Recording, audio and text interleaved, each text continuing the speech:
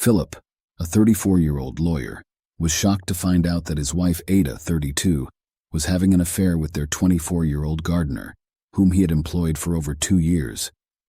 He had never expected such betrayal in his 5-year marriage. He noticed Ada had been behaving oddly for the past month. Determined to uncover the truth, Philip began observing more closely. There seemed to be something going on between Ada and the gardener. Despite initially giving them the benefit of the doubt, Philip soon realized the painful truth of their affair when he returned from work to find a messy living room and evidence of his wife's infidelity. Philip's reaction was not of immediate confrontation, but rather a calculated restraint, characteristic of his legal profession. He decided against confronting them immediately, instead planning a more impactful retaliation. The following 24 hours were spent in turmoil, trying to understand Ada's motives. Still, Philip eventually concluded that her reasons were irrelevant. What mattered to him was the betrayal itself. Philip's resolve solidified into planning a retaliation that would profoundly affect Ada and the gardener. He viewed the gardener's actions as a betrayal of their employer-employee relationship, but Ada's infidelity as a deeper, more personal treachery. As he sat in his room at 5 in the afternoon, contemplating his next steps, Philip was aware that Ada, who claimed to be grocery shopping, was likely meeting the gardener. He had discovered that these supposed shopping trips were a cover for their meetups. The gardener's work schedule only allowed him to visit their house twice a week, prompting Ada to leave the house almost daily under the guise of shopping. In a strategic move, Philip decided to increase the gardener's visits to 4 times a week, with the promise of quadrupling his pay. This plan aimed to facilitate more opportunities for Ada to be tempted, fully expecting her to lower her guard eventually. Philip's goal was not to intervene or persuade Ada to end the affair, but to use it as a lever in his calculated plan. As a lawyer, Philip was well versed in the intricacies of divorce settlements. Given Ada's status as a homemaker for the duration of their marriage, he understood the challenging position he faced. He was confident in his ability to maneuver the situation to his advantage. Philip's plan also involved hiring a woman to seduce the gardener, further complicating the web of deceit and betrayal.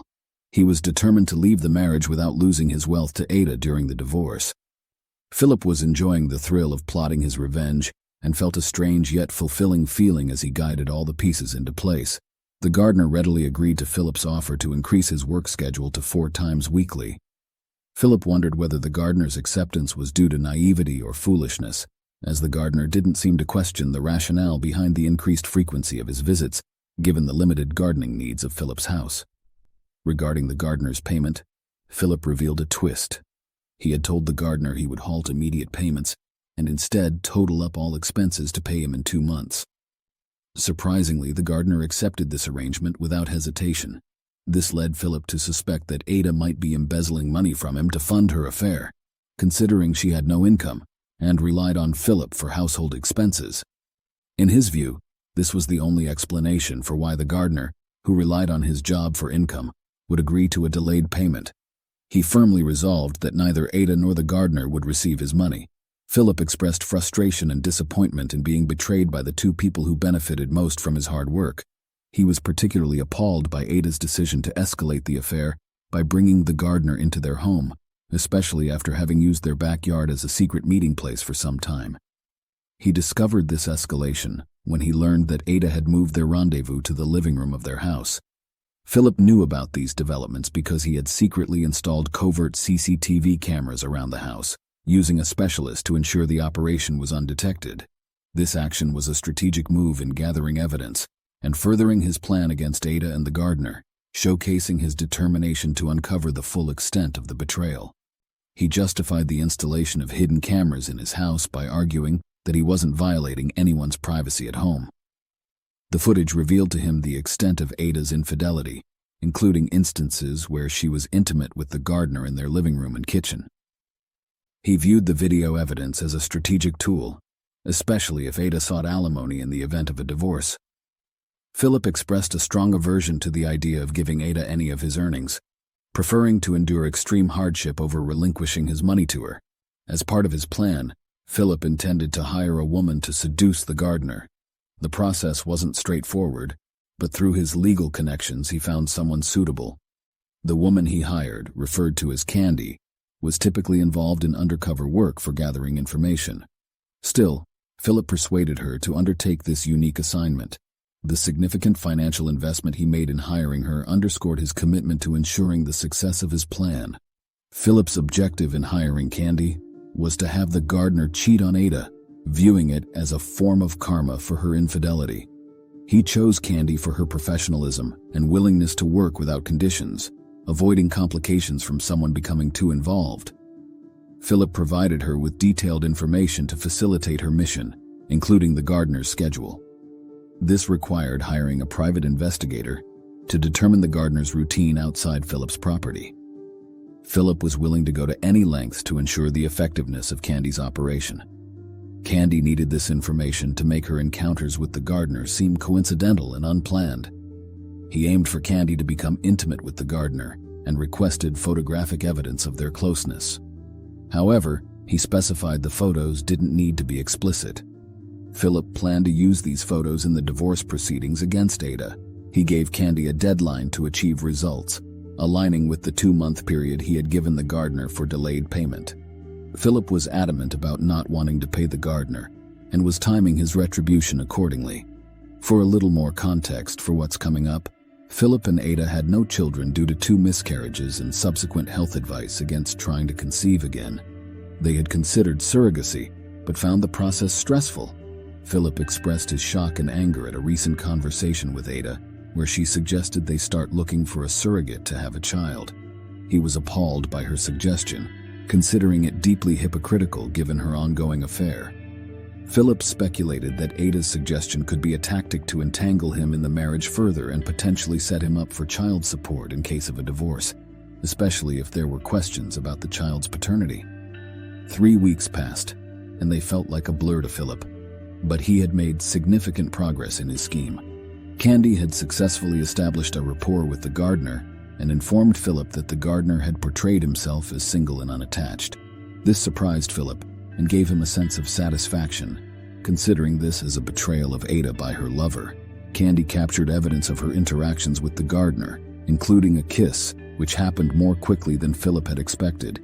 He planned to use the images, videos, and recordings obtained by Candy as part of the evidence in the divorce proceedings against Ada. Philip consulted with friends and fellow attorneys to strategize a divorce from Ada without any financial settlement.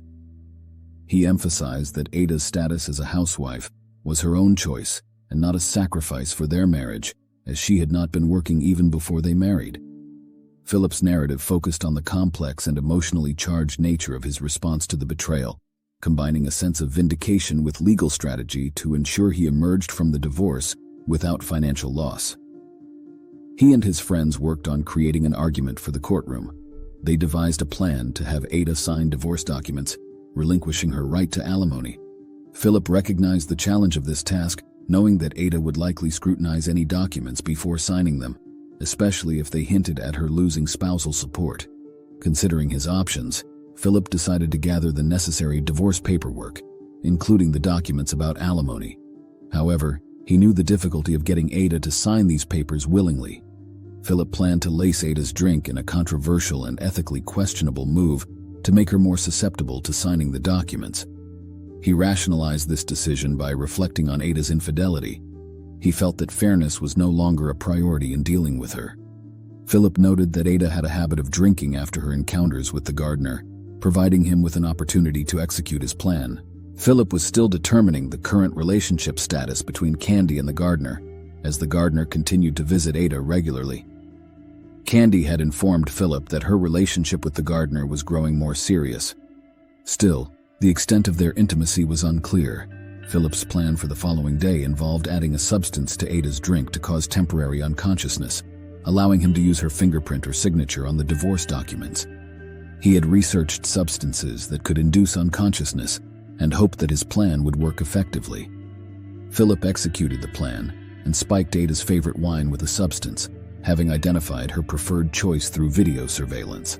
Ada fell unconscious shortly after consuming the laced wine. Philip then entered the house, using the opportunity to obtain her thumbprint on the divorce and maintenance papers. Although he found it challenging to get her to sign the documents in her semi-unconscious state, he persevered and completed the task. When Ada discovered what had happened, she was furious.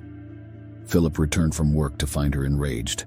Her anger was intense, and she began throwing objects at him and accusing him of various misdeeds.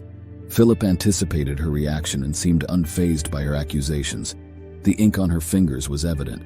Philip deliberately chose not to clean it off, wanting Ada to notice and puzzle over the marks.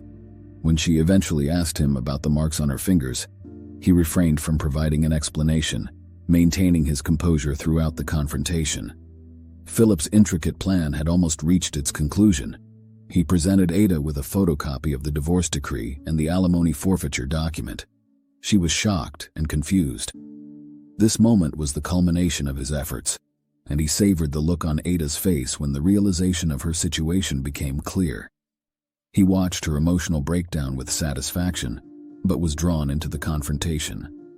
After so long holding every emotion on the inside, he finally let out his pent-up anger and frustration, verbally expressing all his negative thoughts about her. In a dramatic gesture, Philip threw all of Ada's belongings down the stairs, signaling the end of their relationship. Reflecting on the past, Philip recalled the pain he felt seeing Ada move around the house without guilt, which fueled his desire for retribution. He called Candy and instructed her to confront Ada and present her with a collage of photos showing the gardener cheating on Ada with Candy. Philip learned that Ada had given her bank card to the gardener. He drove to the gardener's apartment and threatened to expose his affair with Ada to his friends and family if he didn't give him the bank card as well as the PIN. The gardener complied, and Philip withdrew $11,000 from Ada's account, viewing it as compensation. When Ada and her father visited Philip to ask him not to go through with the divorce, he refused any reconciliation. He presented them with the evidence of Ada's infidelity. Faced with the threat of public exposure and the loss of alimony, Ada's parents persuaded her to agree to Philip's terms. Philip also gave Ada recordings of the gardener rejecting her, further fueling her anger. Philip reflected on the outcomes he achieved, getting the gardener to work for him for free for 2 months, reclaiming $11,000 and securing a divorce without alimony payments. It had all worked out very well indeed. Philip felt his retaliation and revenge against his cheating wife and her lover was a satisfying conclusion to this chapter of his life. Now he was ready to move on as a free man,